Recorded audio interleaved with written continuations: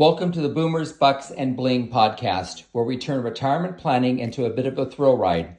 I'm your host, Carl Spiteri, and each week we'll dive into everything from reverse mortgages and staying put in style to Medicare, Social Security, and home safety.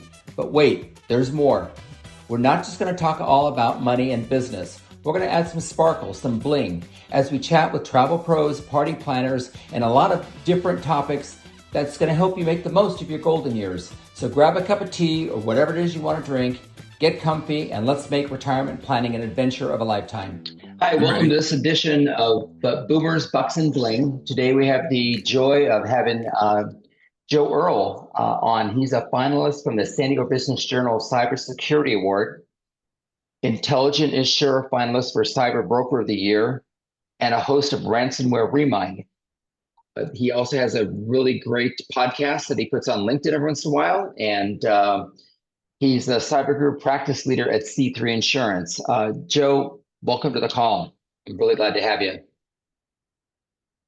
Thank you, Carl. Thank you, Carl. I'm excited to talk to your audience today because I feel like for cyber and scams that are going on right now, the elderly and even people that are in their late 40s are being targeted right now because one, they can be more trusting than most, and also two, they have a lot of assets. Even if they're on a fixed income, they have a lot to lose.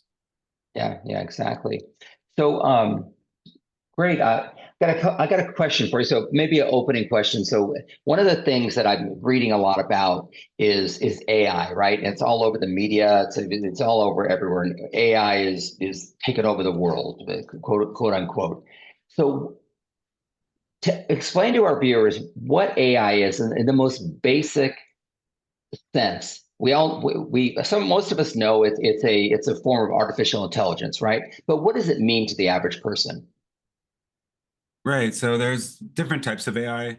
There's machine learning. There's other types like LLMs or large language models. And the large language models are the ones that are most popular right now, like ChatGPT, Grok, the one that Google put out and Meta has put out. And these are the models where you can type in something and say, like, hey, what's the best place to stay in San Diego? And it'll come back with like 10 different answers for you. It's almost like a magic box where you ask it things and it sends stuff back to you. And the reason why this has become such an issue for us as honest individuals is that hackers are using this in order to do reconnaissance on potential victims, to reach out to potential victims, and to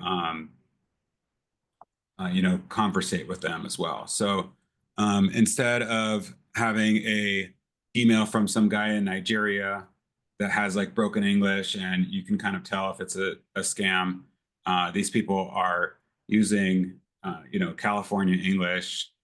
They may have scraped your LinkedIn or Facebook profile so they know a little bit about you to personalize it, and they are using tactics in order to appeal to you emotionally, in order to get you to create a relationship with them and eventually take money from you.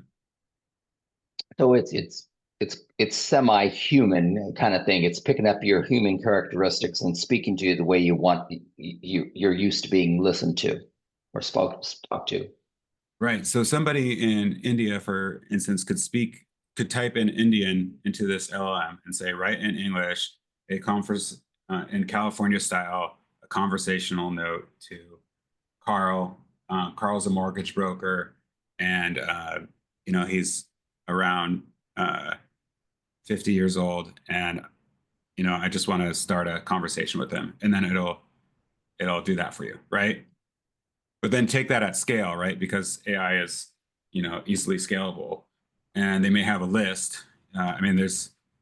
Unfortunately, there's lists out there of people that have been scammed before, because usually if you've been scammed, you can be scammed again. So they have lists of people that have fallen for scams, and they say, take this list of these people, send out this introductory text message, email, whatever, or LinkedIn message, and then they get a response, maybe like maybe wrong number, but then that opens the door for them to continue the conversation.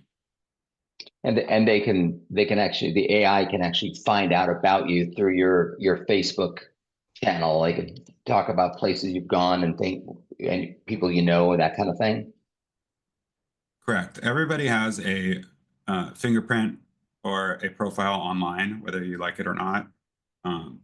It's either been put there by yourself by giving the information through Facebook or one of your social medias. Maybe you have a website that has your name and profile on it or bio on it from a previous business venture you were in.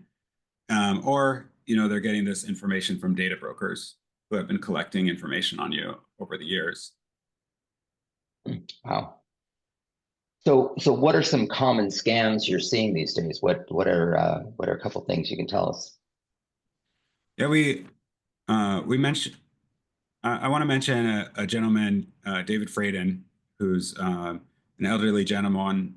He's a professor at University of Michigan, and he fell for a pig butchering scam.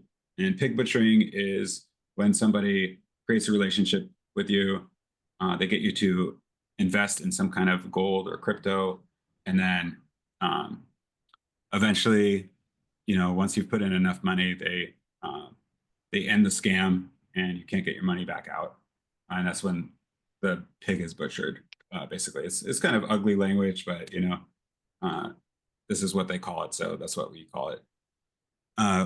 His story was interesting. If you want to hear about the whole interview, it's on Ransomware Rewind podcast. But what happened is some gentleman linked to him on LinkedIn, and he's a consultant about like about products. Basically, he's worked at Apple, Microsoft, a lot of big names, and they basically said, "Hey, can you mentor me?" And he started mentoring him. He asked him lots of questions, kind of playing up, his ego, and he's a good guy. He wants to give back to the community and everything like that, right? So eventually, he says, "Hey, I have an uncle. He's got this thing with investing in gold, spot prices, and he's got a way of making money. Like, there's no way you can lose money, right?" And he gets them to take the chat off LinkedIn to like a third party, like a WhatsApp. That's one red flag right there. So if WhatsApp is a red flag. If anyone's talking to you on LinkedIn or on Facebook and they say, "Hey, let's talk on WhatsApp or Signal or something like that," that's a good red flag when they try to change platforms. Okay. And basically what happened was he put in like, $5,000, and he made like another $5,000 because the guy could tell him when to take out his money. And they did that a couple more times with the money going up and up and up. And he's like, "Oh, well, this time, you can make it big." It's kind of an old scam, but like, done online now. So at a point, at a certain point, he had put in $1.7 million. Wow. Into the scam. And that's when the guy's like, "Oh yeah, you can take it out. You just have to pay the taxes first, to this English tax collector." And, he's trying to contact this tax collector who doesn't exist. And that's when he realized that he was the victim of a scam. He lost $1.7 million. Wow. Yeah. Yeah. Unbelievable. Yeah. And, it's really sad because, he's been obviously saving this money his whole life, Sure. And, he of course, was feeling like he was gaming the system a little bit too. And that, if you feel like that you're getting like better returns than you should, that's another red flag. Because, that's kind of how they make you feel, like you have the inside track. When really they're either paying you with your own money or paying you with other people's monies that they're scamming. And one big pyramid scheme. Right. And these websites are just like really well done. They look like it looks like a fidelity.com with like graphs and, things going up and down. And, these whole websites are set up in order to scam people because it's big money. I know when we were talking before, we had talked about voice recognition and kind of how that is playing into people's lives. Do you have a story you could tell us about that? Oh, absolutely. Yeah, this is an even darker part of the internet where people are using uh, people's voices in order to take advantage of people and take advantage of them emotionally. So there's the kidnapping scam where they'll take your grandchild or someone that is close to you and call using their voice, right? So you only need about 10 seconds of somebody's voice in order to create a voice profile on them. And then you can type in whatever you want and the computer will say it in their voice. So how do So you if get that? How do you get that voice profile?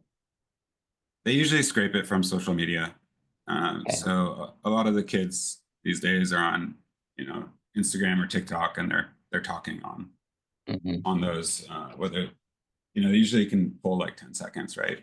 They used to Right. do it where they just tried to sound like, your nephew, niece, grandson, and now they can actually use their voice. So they'll call you up, say, hey, I got kidnapped in Mexico.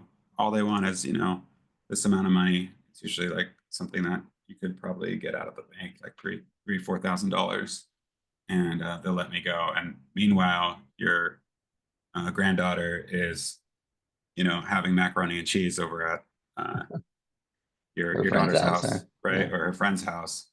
So always confirm with that person. Try to reach out to them themselves, or have another thing you could do is have like a safe word with your family members. So if it's a real kidnapping, then you're going to say the word blueberry or something like that, or so they know that it's actually a kidnapping. Another one, um, it's not as emotionally draining. Is your grandson may say, hey, I got stuck in Mexico, and I don't want you to tell my mom and dad, but I'm stuck here because I lost my passport. I just need like $2,000 in order to get out of the country. Just don't tell my mom and dad, right? And you're trying to be the good, uncle or grandpa and help you out your grandson. So it's really important to have those conversations with your kids and your grandkids so that you both know that you're not going to call and ask for anything like that. The 'Cause safe it's word would be convincing. imperable. I mean, it would be just an absolute. If you're gonna recognize this as a challenge, there should be a safe word that members of the family know always, right? I mean, Absolutely. And I can go even farther on that. It yeah, may not just please. be impersonating their voice, right? They could do a video call where they're impersonating their face and their voice. So it's not just, their voice. It's like you and me talking, but it's like uh, them trying to scam you that way. And it's not even your granddaughter. It's some hacker in Taiwan that's uh, taking advantage of you. And this is all done through AI, artificial intelligence, pretty Yep. much. Yeah.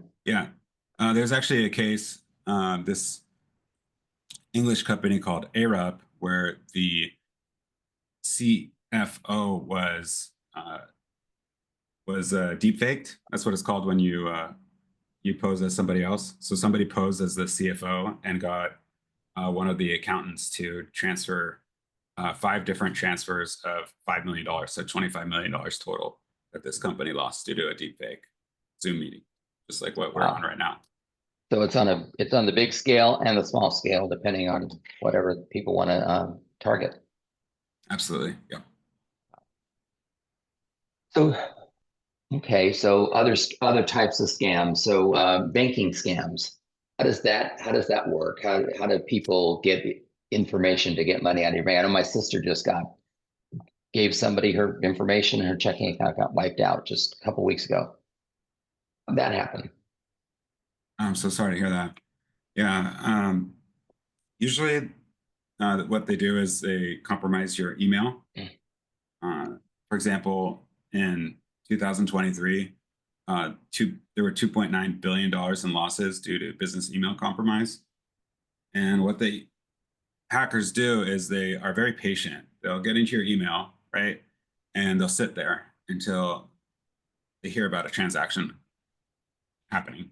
So for a business, it may be a merger and acquisition, or buying a ton of supplies for a job, if you're a contractor. But for an individual, it may be you are putting a down payment on an RV or a vacation home, or you're putting your down payment on for your new home. You're in mortgages and everything, and the escrow officer says, okay, now it's time to wire this money to XYZ. You never see that email. What you do see is an email from the hacker posing as the escrow agent, and they are saying the exact same thing with the exact same signature, except for the bank account details have been changed. So you transfer it to the hacker instead of the escrow person. By the time the escrow agent calls you and says, hey, where's the money? That money has been washed and it's gone. Yeah. As most people listen to the podcast know, I'm a mortgage banker, and we deal with a lot of reverse mortgage transactions. Our escrow officers are instructed only to take verbal instruction from the applicant when it comes to routing numbers and bank accounts, and if possible, to actually have the notary public that goes to their home to sign loan documents get the information at that time. And none of it is done through email, just because of the amount of mortgage fraud, as far as wire transferring fraud, I should say, not mortgage fraud, but it's a really big deal in the real estate world. Yeah. Yeah, that's a good practice. And usually the best practice is to have whatever way that you are asking for the transfer, to have one alternate way to ask for it. So if you're asking via email, then do a call. If you're asking via a call, then do a text message or an email or some other way, so that there's two different ways that hopefully the hacker hasn't got to. Any kind of safety precautions people can take, where they're looking, they're working their everyday thing, they're on their computer every once in a while. What can they do to kind of protect their stuff? That's a great question. Or is it nothing? One of the best things to do is to freeze your credit. Yeah, I agree. You go to Experian, the other TransUnion, Equifax. Yeah. Equifax. You go to all three of them. You usually have an account there. If you don't, you can sign up for an account real quick, and you freeze your credit. If you do a loan, you can always unfreeze it or thaw it. When I thaw my credit, I thaw it for 1 day, because you can set it so you don't forget to, freeze it again, and then you get your loan approved and your stuff's frozen again. That's going to stop a lot of hackers from getting in your stuff. Another thing is multi-factor authentication. Multi-factor authentication for businesses is huge. It's also huge for individuals. Why would a hacker try to break into your email if they can simply log in, right? There's all these breaches out there: Comcast, AT&T, Target, Home Depot. They have your email address, and they have a ton of different passwords that you use. If you're reusing these passwords, they can simply log into your email, and once they've gotten your email, then they can reset your credentials on different accounts, right? So, on your banking, they send an email to your email to confirm that it's you. If they have your email, then they can, change your banking credentials and use that against you as well. So if you have a two-factor or multi-factor authentication on your email, then, you're going to get a text message or some kind of other factor authentication, so that somebody from another country can't simply log in. What else? Password managers are good, so that you don't have to remember all your passwords. You just remember a master password. Any brand you recommend? One Password, LastPass, any of the major ones are fine, as long as you have one. Mhm. It's much better than saving passwords in your browser, because there's a lot of browser exploits, and they can get into your like Google Chrome and take your passwords out of that, rather than using a separate third-party app. It's much harder. Oh, okay. Wow. A ton of information here. I would imagine we can go on with stories and precautions and different types of fraud. Yeah, one Just that I amazing. didn't touch on is phishing scams, right? Um, there are a ton of phishing scams right now. It could be, you forgot to pay your toll is really popular right now. It could be your Netflix account's going to be canceled. It could be your water bill is past due because there's something wrong with your account. One that I almost fell for is you want a free cooler from Dick's Sporting Goods. You almost fell for one? Oh my goodness. Yeah, I was like, a cooler. I can believe that I want a cooler, right? Um, but any Southwest gift cards, anything that that says you won, or that your banking information needs to be reset. Um, you want to watch out for those, because what they'll do is create a fake banking page or a fake Netflix page that looks exactly like BofA.com, but it's BofA.co, and Yeah. it makes it look like it's uh, a legit website. And what you're doing is you're putting in your credentials. At the same time, they're putting your credentials into the real Bank of America. You're getting the multi-factor authentication to your phone. You're putting that into their fake website, and then they put it into the real website, and now they're in, even though you have multi-factor authentication. So they're very industrious. Hackers are known to be very creative, and they have different ways of getting around things, either through injecting code, doing the whole hacker in a hoodie thing, or they just are good at social engineering. They can get it out of you just by being uh, a slick, you know, conversationalist. Well, I think the moral is don't give your information to just about anybody that asks for it unless you're originating the email, whether email or phone call or text message, whatever it is. You should be the one asking or doing the outgo to it as opposed to responding to an income. Wouldn't that be Mm-hmm. probably pretty decent, easy advice? Absolutely. Yeah. A lot of times, my dad's Facebook will get hacked or something like that, and he'll send me some kind of weird thing that isn't like him to send me, and I'll be like, Dad, did you send me this thing on the new San Diego soccer team? And they'll be like, what are you talking about? And I'm like, I think you got hacked again. So you know they're going to use your identity too to try to hack your friends. So you want to make sure that your passwords are safe, and you're using good passwords and multi-factor authentication on your social media too, so that nobody's going to pose as you and hack your friends. Okay. And what if somebody does hack your Facebook, for instance? And I know you get the invite with no picture usually, right? That kind of what is that my understanding correct? Or is they take the picture too? That's just two different things. Like Mm, one, they'll try to friend you in order to like reconnaissance on you, because maybe you've locked down your Facebook to be friends only. The thing I'm talking about is if somebody logs into your Facebook account as you, and then poses as you and sends messages to your friends. And to get that back, it could be a process between clicking forgot password and log out of all instances, or you may have to contact Facebook itself, and if you can't get into your account at all. I guess the moral here is be careful, be very, very careful and Yeah, and protect your information, absolutely. Yeah, Yeah. yeah, you got to protect your information. Yeah, it's there's a lot of information out there about us. Unfortunately, privacy is not like a thing that is really respected these days. But we just have to be vigilant and question everything. Okay. Well, Joe, I promised I wouldn't take up too much of your day, but I just want to thank you so much for being on our podcast, and there's incredible amounts of information here.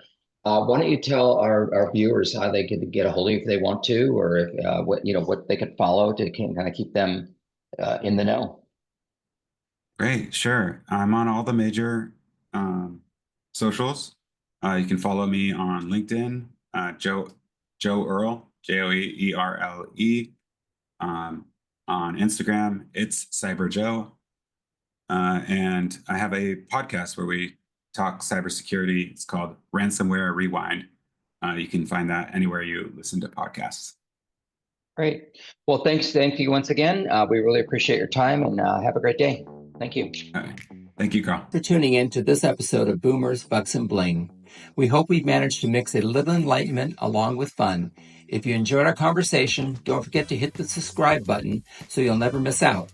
And if you got a moment, drop us a review. It helps spread the word and keeps us motivated to continue. Got burning questions? Hot topics you want us to dive into? Let us know on our website or social media. Until next time, Carl Spiteri here to remind you to tackle retirement with a big smile and a whole lot of energy.